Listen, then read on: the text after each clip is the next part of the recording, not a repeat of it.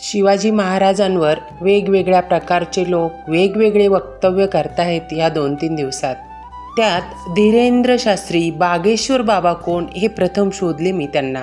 नंतर जबाबदारीने बोलावं असं मनात आलं. अशा बाबाबुवांचे किती धाडस राज्यात येऊन शिवाजी महाराजांच्या जीवनावर बोलावं, तेही इतिहासाची मोडतोड करून. असे अनेक जण आले आणि आपल्या महापुरुषांवर, देवादिकांच्या जन्मस्थळांवर, इतिहासावर मनाला वाटेल ते बोलून गेले. आपण इथे अंध श्रद्धाळू होतो, ऐकून घेतो सर्व.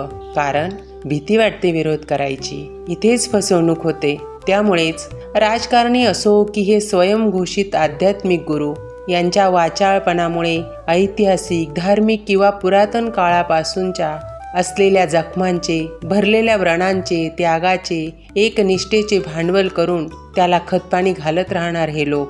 काहीतरी चुकीचे सांगून प्रतिशोध घ्यायचा, लोकांमध्ये गैरसमज पसरवत जनतेला धुमसत ठेवायचे, एकमेकांबद्दल द्वेष निर्माण करायचा.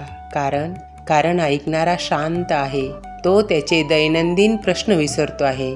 ह्या वादळात आज इतिहासाचे खरेखुरे साक्षीदार म्हणून उभे असलेले, तिथे मग मंदिर, गड, किल्ले किंवा पुरातन वास्तू असतील, जिथं इतिहास घडलाय, ते टिकवण्यासाठी आपण काय योगदान देतो हा विचार करायला वेळ कोणाला आहे?